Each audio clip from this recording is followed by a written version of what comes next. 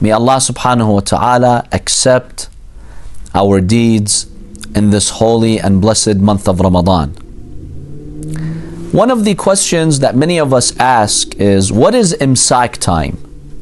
And why is it important to have Imsak time in the prayer timetables? Do we have to stop eating and drinking at Imsak time? Or can we go all the way up until the actual Fajr time? The word Imsak in Arabic means to abstain or restrain from doing something. It's called Imsak time because you stop eating and drinking. You abstain from eating and drinking. This is why it's called Imsak time. Now, the actual time to start the fast is not Imsak time. It's Fajr. It's dawn.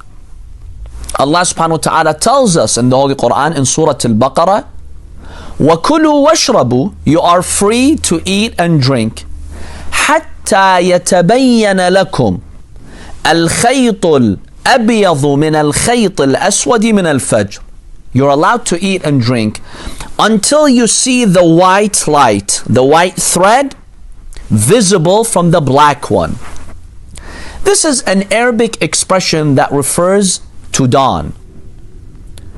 We have two lights at the time of dawn, during this time of twilight. One is called Al-Fajr Al-Kadhib and one is called Al-Fajr Al-Sadiq. We have to go by Al-Fajr Al-Sadiq, the true dawn. Basically, what happens is when Fajr occurs, you find that there's a white column of light that vertically appears in the horizon. This is not the real Fajr. About 10 minutes later, on average, you have a white light in the distant horizon that begins to appear horizontally, not vertically. This horizontal thin white light is the beginning of Fajr. And Fajr, by the way, in Arabic either means an opening or for something to blow up. Right? The reason why we call dawn Fajr in Arabic is because that white light breaks the horizon. It separates the earth from the sky. It seems like it's breaking it. This is why it's called Fajr. Fajr means an opening in something. So this is Al-Fajr As-Sadiq that the Holy Qur'an refers to. You actually have time to eat and drink up until this occurs. This is the Fajr time. Now here's the challenge. In many cities around the world, especially in bigger cities, where there is what we call light pollution. At night there's a lot of light, street lights, other types of light. This actually is very difficult to observe with your eyes. So now if you go at, let's say, 5 a.m. trying to see that, chances are in a big city you cannot see that. Yes, in remote areas, or especially in desert areas, where the visibility is better, you can see it. In the past, people could see it. They could identify the time of Fajr. It was clear to them. They were more connected to nature. These days we sit in our buildings not really having a clue what's happening outside in terms of nature and these timings. So that's why in some of these bigger cities we are not sure exactly what Fajr time is. So we exercise caution and we add about 10 to 12 minutes before the Fajr calculation that we have. We call this Imsak time. Imsak means, as a precaution, stop eating and drinking.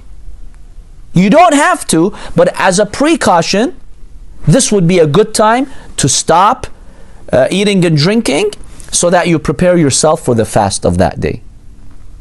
So that's the meaning of Imsak. It's not mandatory, but it's highly recommended, my dear brothers and sisters, to observe the Imsak time. If we had a way to know the exact Fajr, we did not need the Imsak time. But because there are different calculation methods, it's very difficult to verify this with our eyes due to the light that's scattered in the atmosphere these days, then we go by this Imsak time.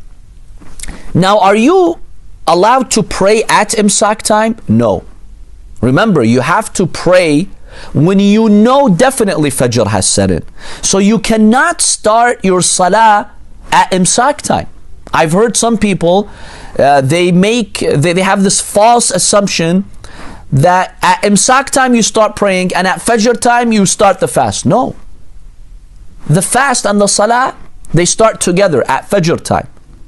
So do not do your morning prayer at Imsak time. Wait for the Fajr time in order to do your Salah. Yes, stop eating and drinking at Imsak time as a precaution. Now, why are you allowed to keep eating and drinking until the actual time of Fajr? Well, because we have a law in Islam called al-istishab. It's the law of continuity. Basically, what the law of continuity means, you do not negate certainty with doubt. Al-Imam al-Sadiq alayhi salam in a hadith, he says, لا تنقض اليقين بالشك. Do not negate certainty with doubt. You're certain that 10-15 minutes ago, right, it was night. Fajr had not set in. 30 minutes ago, you're sure it was night. Now you doubt, did the Fajr set in or no? You're not sure if Fajr set in. The law of continuity states, continue the previous state. Do not negate certainty that it was night with doubt that it became Fajr. So based on this principle, you're allowed to eat up until Fajr time. You are allowed Islamically to eat. However, it's not recommended to do so. Why? Here's the consequence. Imagine you did not stop eating and drinking up until the Fajr time. Later, one day you came to know that Fajr was actually before that. Instead of 5 a.m., Fajr was actually 4:55. Let's say, one day you discover that. Someone proves it to you through a calculation, or somehow you go outside, maybe in a lake area where you have more visibility. And when you check the actual Fajr, or someone checks it for you, you discover, you know what? On the prayer timetable, Fajr was 5, but in reality, it's 4:57, it's 4:55. And all those days that I was going all the way up till 5, I was eating and drinking, those days have to be repeated. Yes, you don't have to pay a kafara because you did not do anything sinful, because due to the law of continuity, you had the right to go up until Fajr. But the consequence is, if one day you discover that you were wrong with the timing, you have to make it up. So don't put yourself in that situation. That's why we have the Imsak time. With the Imsak time, as a precaution, we take about 10, 12 minutes, some people maybe 15 minutes. They stop before Fajr eating and drinking. That way, they know for sure that they stopped eating and drinking before the actual time of Fajr. By the way, if you yourself go out and you try to check for the Fajr, you investigate yourself, you research yourself, you come up with the calculations in terms of investigating which calculation is the most accurate, then we have a hadith from the Imam alayhi salam says, if you yourself make the effort to figure out the time of Fajr, and based on that you start your fast, then later you discover you were wrong, your fast is good. You don't have to repeat it. No qada here. Why? The Imam says because you made the effort to go and investigate the time of Fajr. But if you're just relying on a prayer timetable or just a calculation by someone else, then you have to be cautious, my dear brothers and sisters.